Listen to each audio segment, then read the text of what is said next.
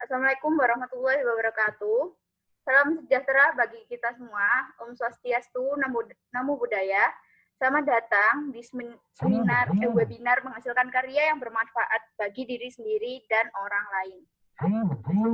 Di sini sudah ada narasumber kita yang bernama Nurul Laili Rohmatin, usianya 20 tahun, mahasiswi semester 5, jurusan Sastra Indonesia, Universitas Negeri Malang.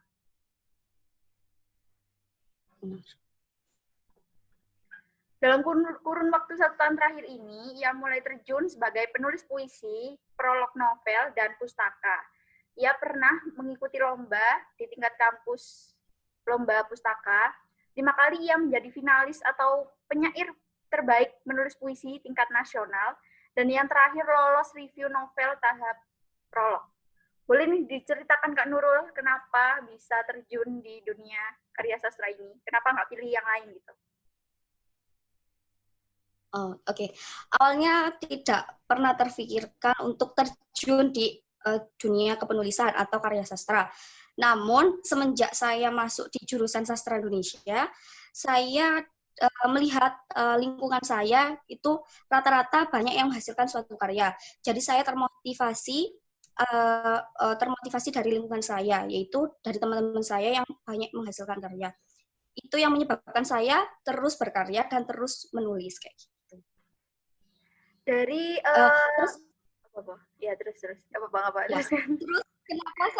terus kenapa saya milih karya sastra? Kembali lagi di Sastra Indonesia itu lebih ditekankan ke karya sastra, bukan ke yang lain gitu.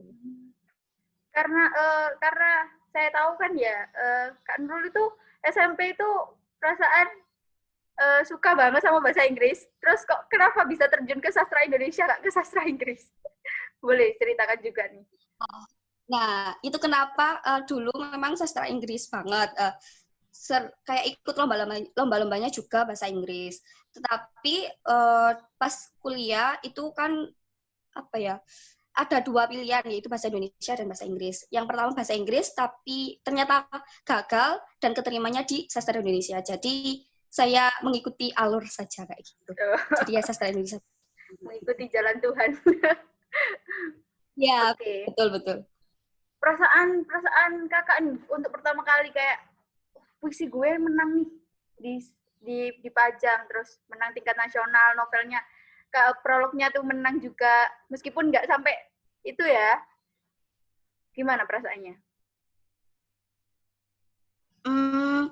Awalnya sih ya kan bukan apa-apa ya, cuma ingin nge-publish bagaimana sih, sejauh mana sih karya saya diterima di masyarakat kayak gitu. Saya coba, saya kirim-kirim. Untuk awalnya ya gak nyangka juga, kayak ya udah, kayak kalau memang menang itu bonus, kalau memang gak lolos ya gak apa-apa, namanya juga belajar kayak gitu. Pernah minder pasti ya? Ya pernah sekali. Oke. Tanggapan orang tua gimana nih kok? Kayak apa? Kamu bikin puisi kayak gini, tanggapan orang tuamu kayak gimana? Apa mendukung? Apa kenapa sih kamu kok buat ginian? Kayak ini tuh apa? Gimana? Tanggapan orang tua sih ya baik-baik aja, kayak tidak pernah mempermasalahkan apa yang aku kerjakan selama itu jalurnya positif kayak gitu. Jadi nggak pernah kayak ikut campur. Kalau misal itu aktivitasmu bermanfaat atau positif ya maka lakukanlah kayak gitu. Pokoknya jadi aja kayak gitu. Kesulitan yang kamu rasain sebelum kamu bikin puisi dan sesudah kamu menang nih, kesulitannya itu apa?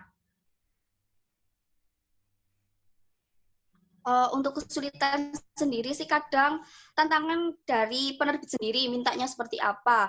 Entah itu jumlah katanya harus banyak, harus misal kalau buat novel itu jumlah katanya harus 40.000 kata, itu sendiri. Kayak 1 bulan itu harus menghasilkan 40.000 kata.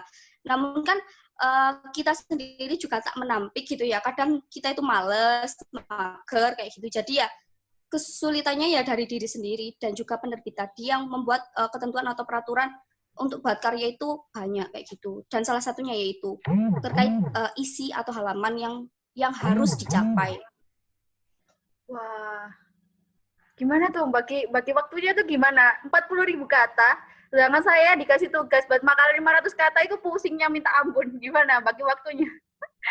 Wah, keren nih kamu.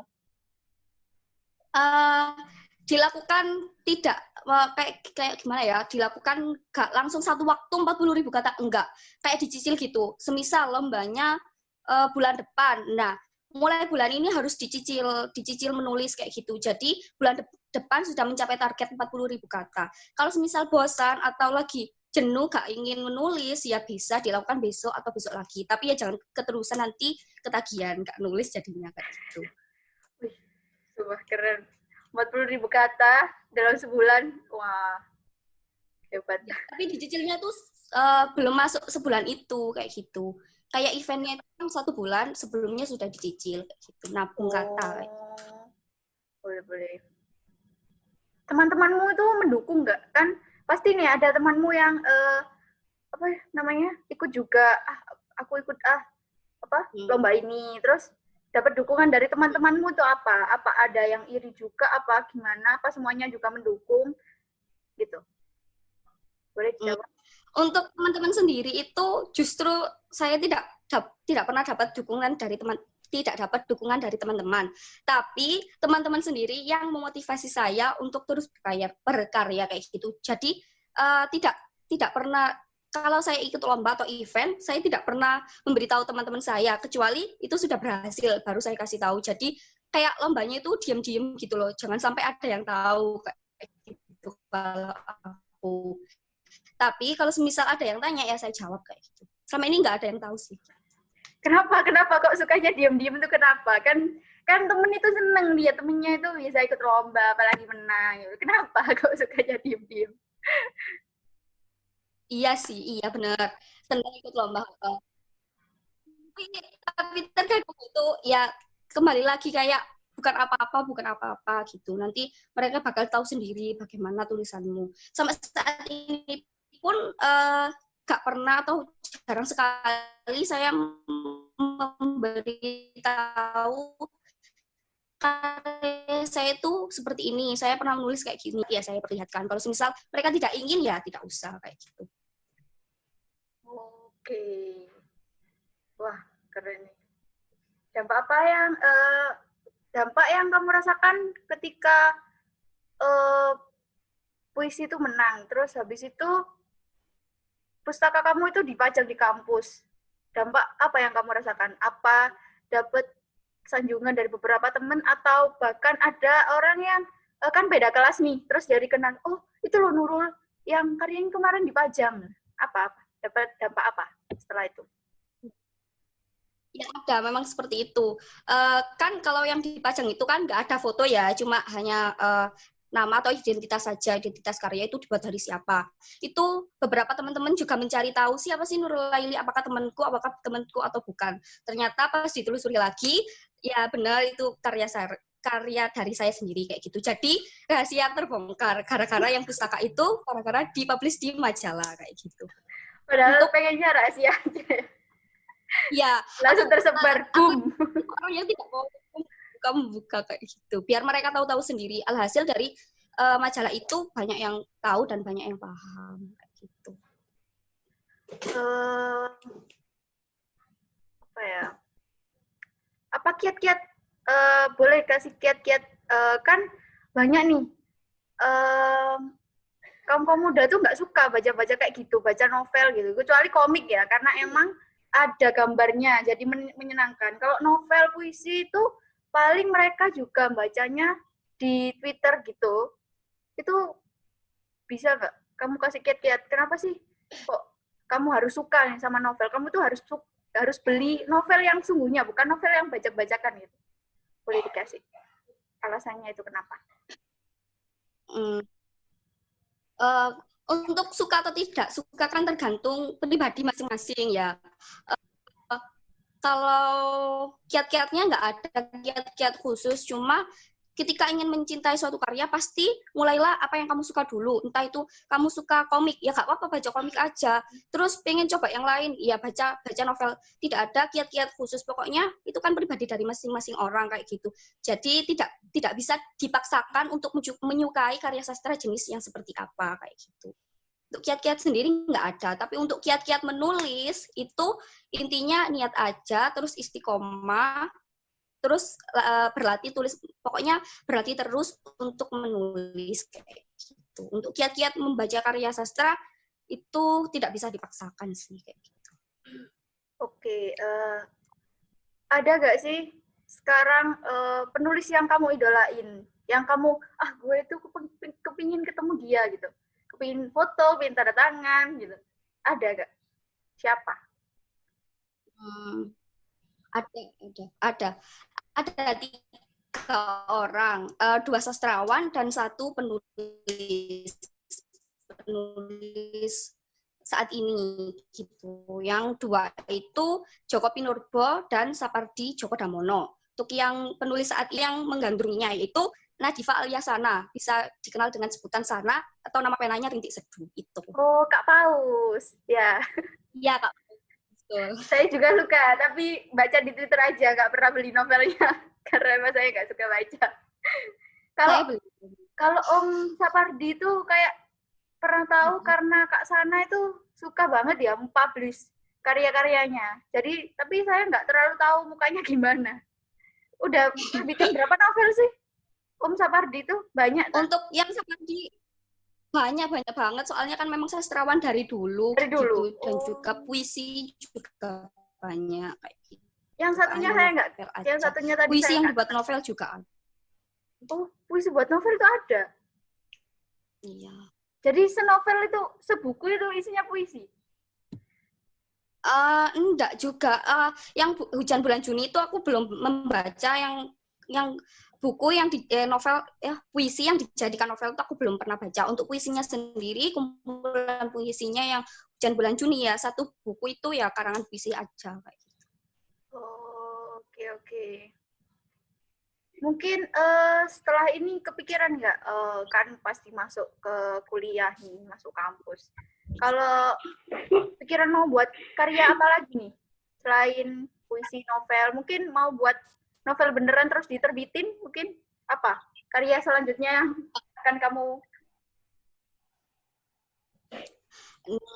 Untuk karya selanjutnya masih menuliskan proyek yang menulis prolog itu, yang novel itu, karena memang kan 40.000 kata itu masih belum mencapai 40.000 kata, karena memang masih mencicil itu. Untuk kedepannya ya nanti ingin mencetak novel sendiri, tapi itu kan nggak mudah, harus terus berlatih, dan mulai sekarang saya mulai berlatih gitu.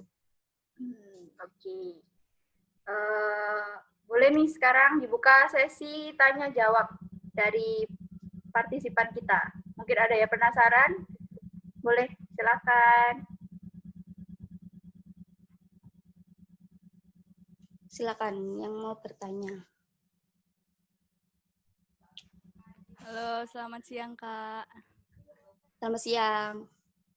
Ya, aku mau nanya, ini awal mula kakaknya terjun di dunia penulisan ini gimana sih? Soalnya kan aku sendiri dulu itu suka nulis gitu loh, entah nulis puisi atau cerita, tapi selalu kalau nulis cerita tuh nggak pernah bisa nyambung gitu loh antara cerita satu dengan yang 2. Kayak misalnya aku nggak bisa buat nerusin cerita itu. Nah, kan kadang itu kita nulis itu mut-mutan kan ya. Nah, kakak sendiri pernah ngalamin kayak abis nulis ini terus berhenti lama gitu, terus nggak lanjut.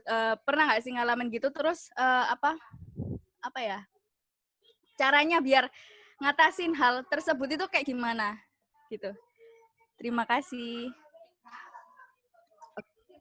Oke.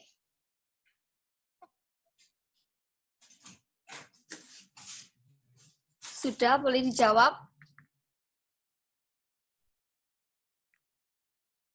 Langsung aja dijawab, boleh. Langsung dijawab ya. Caranya mengatasi situasi yang kayak awalnya suka menulis terus berhenti terus gak suka kayak gitu terus kayak berhenti lama kayak gitu. Bagaimana caranya untuk kembali menulis lagi kayak gitu untuk meneruskan cerita itu lagi seperti itu kah?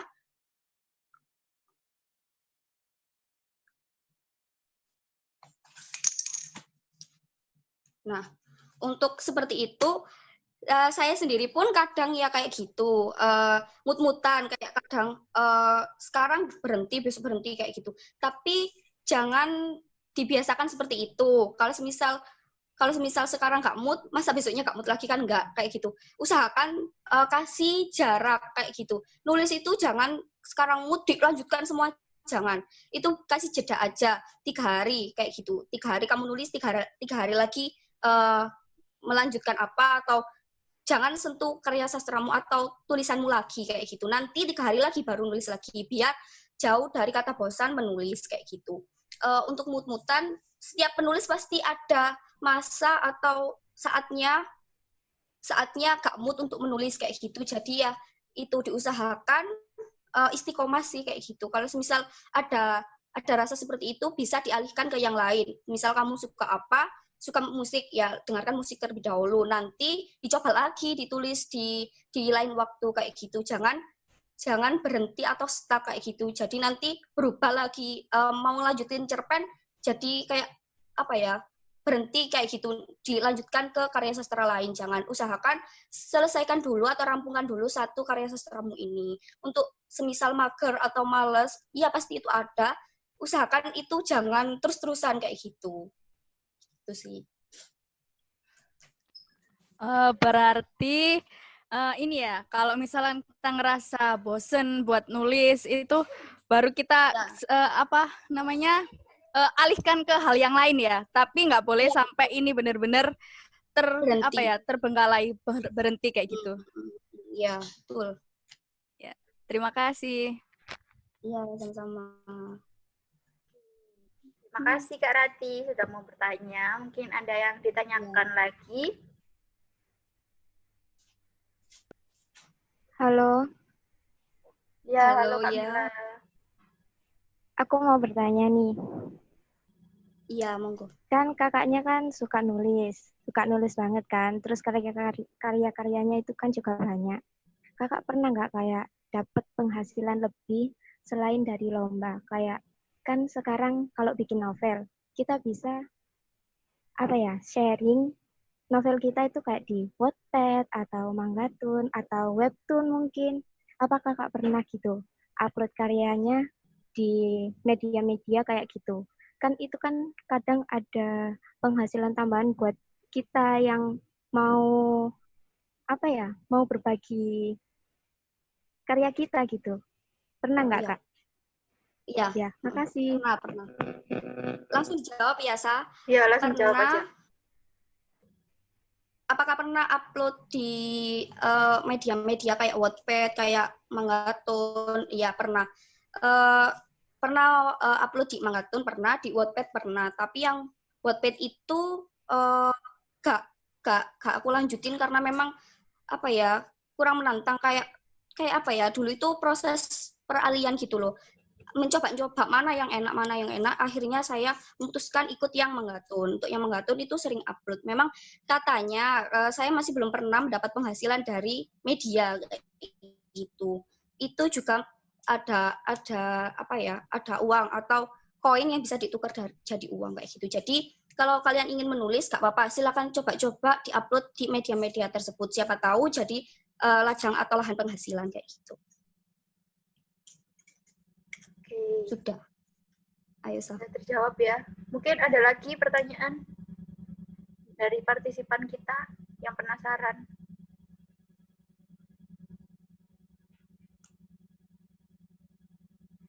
Kalau nggak ada, mau aku tunjukin nih karya-karyanya dia. Sebentar, kita share screen dulu.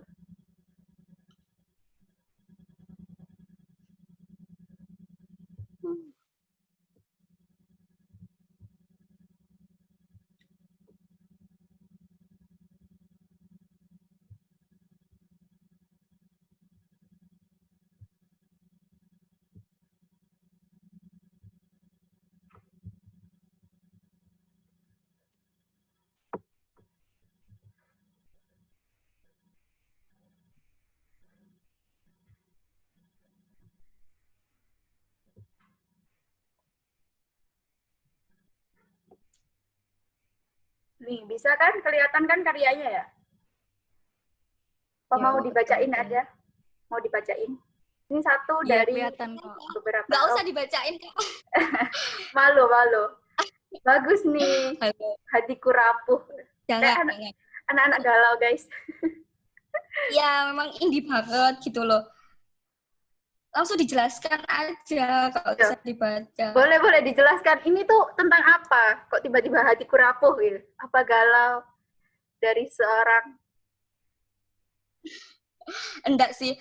Sebelum saya menjelaskan karya-karya saya, itu hampir semua untuk saat ini karya-karya saya itu ambil tema yang romantis kayak gitu, yang remaja, yang teenless kayak gitu. Pokoknya berbau percintaan, kasih sayang, asmara kayak gitu. Jadi tak heran kalau misal judulnya Hatiku Rapuh atau Pawang Hati atau apalagi pokoknya yang berbau cinta, karena saya memulai sesuatu itu dengan hal yang saya sukai terlebih dahulu. Ya, langsung aja. Kenapa saya pilih Hatiku Rapuh? Nah, itu latar belakang saya menulis itu ketika saya melihat beberapa teman saya yang lagi galau kayak gitu. Jadi langsung saja tak buat puisi kayak gitu. Alhasil jadilah Hatiku Rapuh. Di puisi tersebut menceritakan seseorang atau pasangan cewek cowok gitu ya, itu yang sedang patah hati, yang si cewek itu patah hati, yang awalnya ingin mempertahankan hubungan mereka. Namun si cowok ini menampik untuk tidak ingin atau tidak lagi melanjutkan kisah kasihnya kayak gitu dengan si cewek tersebut. Alhasil di belakang ceweknya yang awal tadi itu ternyata si cowok telah bermain dengan perempuan atau cewek yang lain kayak gitu.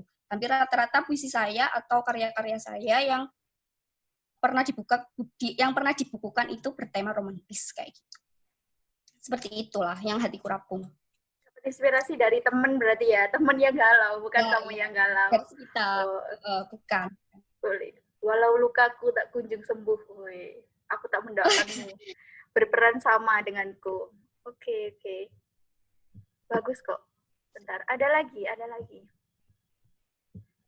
Aku akan share beberapa. Bentar.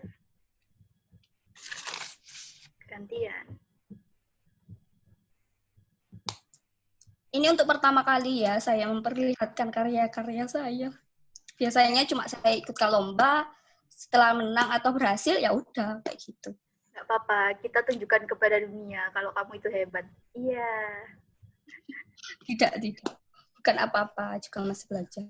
Oh, iya. Ini mungkin, ini yang prolog. Prolog nih, boleh diceritakan prolog.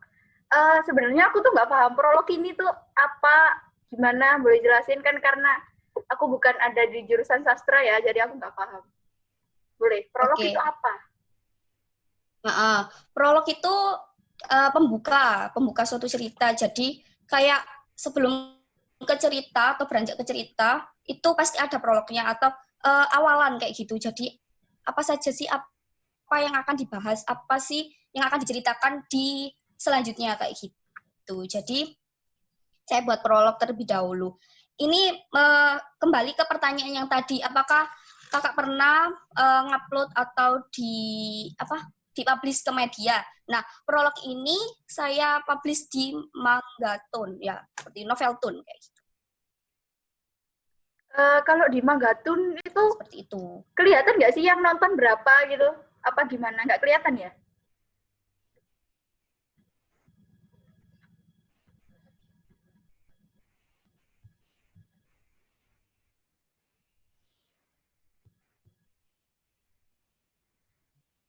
Ini ceritanya tentang apa? Prolog ini ceritanya tentang apa? Lagi-lagi tentang ya kisah kasih remaja lagi, karena memang saya sangat menyukai tema yang bergenre romantis kayak gitu. Genre romantis. Tak ada kata cinta dalam hidupku selain cinta pada orang tua, keluarga, dan sahabat-sahabatku. Aku tuh suka baca ginian. Nggak usah dibaca, itu sudah. Itu pokoknya membucin. Membucin, oke. Aku pengen membucin deh. Iya. Enggak. Ada satunya yang bagus. Bentar. Aku salah share. Yang mana ya? Ini kayaknya. Oh, bukan.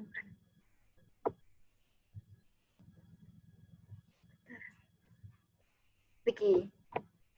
Nurlaili, panggil Ramadan. Nah, Boleh iya. ceritain lagi cerita ini. Nah, yang panggil Ramadan ini kalau edisi Lebaran kayak Lebaran Idul Adha, Idul Fitri itu biasanya saya ambil situasi atau kondisi yang ada atau suasana yang ada di bulan tersebut. Yang dipanggil Ramadan ini, alhamdulillahnya saya masih dengar kan ya? Masih denger kok, denger. Dengar. Oh, Terus. Oke. Untuk yang panggil Ramadan ini, saya alhamdulillah saya masuk di finalis di penerbit Gramedia Science Day, Gramedia ya di Surabaya. Itu yang panggil Ramadan menceritakan tentang suasana bulan suci yang akan berakhir dan hari atau Idul Fitri yang akan tiba atau perayaan hari raya itu akan tiba kayak gitu. Intinya bulan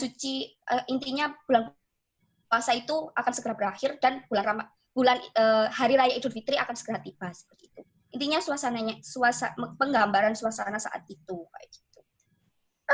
Oh ya, kalau karya gini tuh ngirim ke penerbit apa ikut lomba gitu, kamu nyerahin ke sana apa kirim email apa gimana sih tata caranya? Oke. Setiap penerbit itu pasti ada ketentuan lagi, kembali lagi ketentuan. Biasanya kalau aku yang ikut lomba-lomba itu rata-rata pakai online, jadi ya pakai email, pakai Google Form kayak gitu. Jadi nggak langsung menyerahkan ke sana kayak gitu. Oh, kirim email berarti nunggu jawaban kalau dari sananya ya? Enggak, biasanya tuh daftar dulu, habis daftar langsung di-upload juga karyanya kayak gitu. Sama dideskripsikan di bawahnya itu karyanya itu menjelaskan tentang apa kayak gitu. Sudah. Habis itu baru ada pengumuman kalau lolos atau enggak. Ini yang pustaka. Ini yang ditaruh di kampus. Majalah. Iya ya? Majalah kampus. Iya, betul. Ini pustaka itu apa sih? Kayak nge-review gitu kan? Ya, ulasan suatu karya kayak gitu. Ulasan suatu karya. Entah itu karyanya bentuk puisi, novel. Wah. Banyak ya. Soalnya baru saya buka. Oke. Ini sudah. Ini sama kayak tadi. Oh, beda. Oh, ini beda lagi. Asmara Lokaluka. Ya. Itu puisi kok, sama aja temanya juga tetap di romantis. Mau nggak lain kali ngambil di tema-tema keluarga gitu? Apa tema-tema yang lain gitu? Oke. Kok gak tema yang lain kayak kayak coba fantasi, genrenya fantasi, horor kayak gitu masih belum. Saya memulai apa yang saya sukai dulu, karya sastra apa, temanya seperti apa kayak gitu. Nanti kalau sudah mengalir, saya akan coba ke yang lain, menantang saya untuk di tema-tema yang lain kayak gitu. Karena setiap tema itu pasti ada tantangan tersendiri atau kesulitan tersendiri. Jadi masih belum bisa untuk keluar dari zona nyaman. Oh, masih suka zona nyaman. Emang zona nyaman itu hal-hal yang ternyaman banget, kayak males gitu keluar ya. Oke, setelah ini boleh nih. Setelah aku tunjukin karya-karyanya, mungkin ada pertanyaan lagi dari partisipan kita. Boleh. Yang tadi nanya lagi tuh boleh. Sekarang tanya lagi. Makin banyak yang tanya itu bagus. Halo Kak, aku mau nanya lagi. Nggak apa-apa, nanya aja. Maaf ya, tanya terus ini. Gak apa-apa. Ini kakak ini buat puisi-puisi kayak galau itu apa karena mengalami dari hati sendiri atau emang suka gitu loh? Maksudnya buat puisi itu emang pada waktu mengalami hal tersebut apa enggak? Terima kasih. Oke, sama-sama. kan puisinya langsung dijawab ya. Kan Boleh. puisinya temanya galau-galau terus gitu ya. Apakah aku sendiri yang mengalami atau pas aku mengalami langsung tak tulis gitu? Enggak. Terkadang saya mencoba untuk lihat sekitar. Kalau semisal lingkungan sekitar lagi ada yang galau, saya buat kayak gitu. Gak harus nunggu lomba. Saya buat di catatan HP itu saya tulis semisal lokasi suasananya sepi kayak gitu kayak ini. Tapi terkadang ya ada, tapi jarang. Rata-rata dari apa yang saya lihat itu yang saya tulis kayak gitu. Bukan saya mengalami terus saya nulis gitu, enggak. Oke, terima kasih. Oke, sama-sama. Berarti Iya. gini, kamu tahu permasalahan nih dari temenmu. Terus habis itu kamu itu nggak langsung nulis ya? Berarti harus ada proses-proses kayak pemikiran gitu. Oh ini bagus nih buat puisi. Apa? Oh ini aku rangkai dulu. Berarti Ya. gitu ya? Oh nggak langsung kayak, oh ini aku benar. tulis nggak langsung. Oh berarti harus ada proses. Enggak. Iya. Boleh nih tanya lagi? Satu lagi mungkin Ya, boleh. ada pertanyaan. Oke. Boleh banget. Karena nggak ada lagi ya, akan saya tutup. Jadi kesimpulan seminar ini tuh, kalau kalian mau berkarya, itu emang harus dicoba dulu, harus percaya diri dulu. Nggak boleh minder, urusan kamu nanti diejek atau enggak itu nggak usah minder. Karena itu tuh hasil karya kamu, itu kesukaan kamu, orang lain itu kalau ngejudge itu nggak usah dengerin, jadi istiqomah aja terus jalanin gitu. Urusan nanti ada kerikil-kerikil itu emang seperti itu jalannya. Oke, terima kasih buat 12 partisipan hari ini. Benar. Terima kasih buat 12 partisipan hari ini. Terima kasih buat narasumber kita yang cantik, unyu, imut kayak anak SMP, tapi umurnya udah 20 tahun. Terima kasih udah meluangkan waktu hari ini.